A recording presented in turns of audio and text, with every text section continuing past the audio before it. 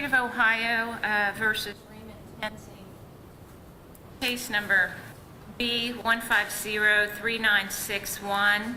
Mr. Tenzing is present, represented by Mr. Matthews, Mr. Teeger, and Mr. Graffenried here on behalf of the State of Ohio. We are just set today for essentially a procedural issue. The only reason that this is actually going on the record is simply because of the lawsuits that are floating out there against me. So to make sure everything, unfortunately, I had to drag parties in today to put this on the record. Okay, it's my understanding I did receive an entry from the state. It's at what we call a nollie, which is dismissing the indictments of the defendant. Mr. Teeger, is that correct? Judge, I did drop that by Wednesday the 19th after Mr. Dieter's announcement on Tuesday the 18th. Yes. And I got a call back from your courtroom basically saying that the nollie wouldn't be signed, that there was going to be something on the record today because I think Mr. Matthews is making the Rule 29 motion. So right. Basically, Judge, we wanted it to be dismissed on Wednesday. There would be no hearing. It would all be over and we just present the nollie. But we were told to be here, and as a result, I think Mr. Matthews has an argument on the Rule 29 motion. Okay, Mr. Teeger, I understand that. I don't know if you heard just my opening statements there. The only reason this is actually on the record is because I have had requests for all the records from the media, and I have, I can't even count, probably half a dozen pending lawsuits. So in order to be safe, my counsel wanted me to put this on the record, as you know, and as Mr. Matthews knows, normally you just I'd sign it and that would be the end of it. So, Mr. Matthews, based on the nollie filing, I am going to dismiss your motion as moot at this time. Is that all right with counsel, or do you have an argument that you want to make? Judge, I would like to have the court make a ruling on the motion, either granting or denying it. It's made pursuant to Criminal Rule 29C, which permits the court to, after a non-verdict is returned, to grant acquittal if the court believes the evidence failed to establish the charges in the indictment. Okay. Anything in response to that, Mr. Teeger?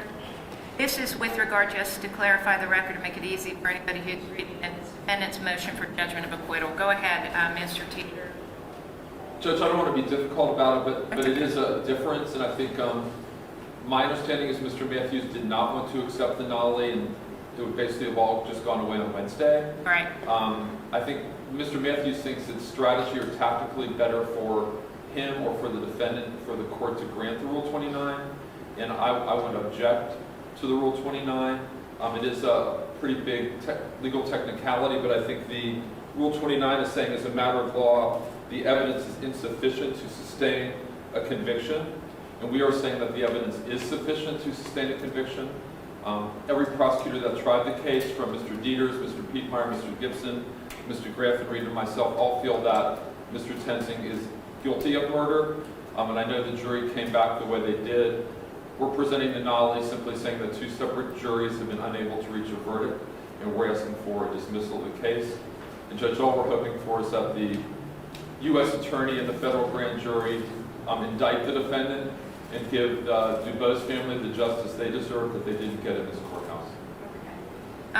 Anything finally in rebuttal to that, Mr.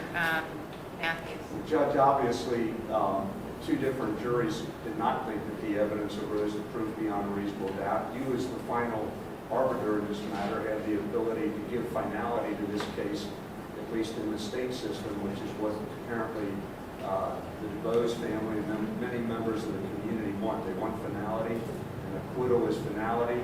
A dismissal is not finality in the sense that there's no prejudice that attaches to that as far as I know.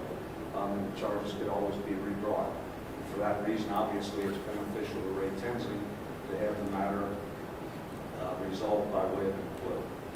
Mr. Teeger, do you have any objection with regard to your entry of dismissal or the state's entry of dismissal or with prejudice? I don't know if that makes a difference when it's an indictment. I'm not usually I sign these without any fanfare. No, Judge, that'll be fine. Okay. The defendant's written motion for judgment of acquittal is denied. However, the entry of dismissal on the indictment is granted at this time with prejudice. So that means that those are no longer able to be brought by the state at this time. That's the state of Ohio.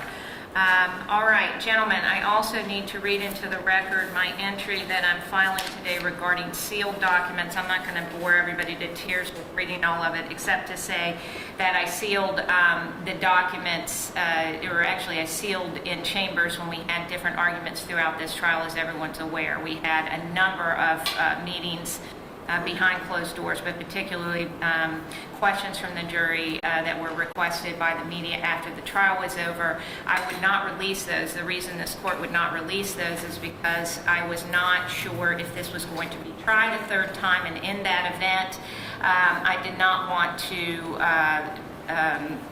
taint any kind of a jury pool we would have in Hamilton County. There's been much fanfare about this case, as we clearly, as we all know, and the record needs to reflect that at this time those courts will be made public, or I'm sorry, those records will be made public by the court upon request. So that will be filed today, but I did just want to make it clear that this is that the reason these were sealed and not revealed after trial was over was we had I was concerned about the pending potential new trial, another trial, and I did not want to take the jury pool, nor did I want to give fodder to legal pundits to question what was going on behind closed doors in the event that we were going to have another trial. So since that is not happening, these will be unsealed and will be available upon request by anyone who wants to bore themselves with that reading. Anything further from counsel today? Nothing on I behalf of do. the defense. Anything? Judge, were you just talking about the jury questions are going to be sealed?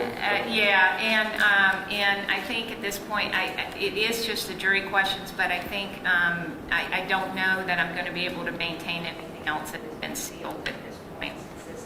However, if there's some situation that the state feels or the defense counsel feels you need to see me and we need to figure out how to handle that, okay? And also, just since we do have the audience today, I wanted to thank counsel on both sides. You both did a fine job. This was a very charged, emotionally charged trial, and I just can't thank you enough for being as cooperative as you were with me.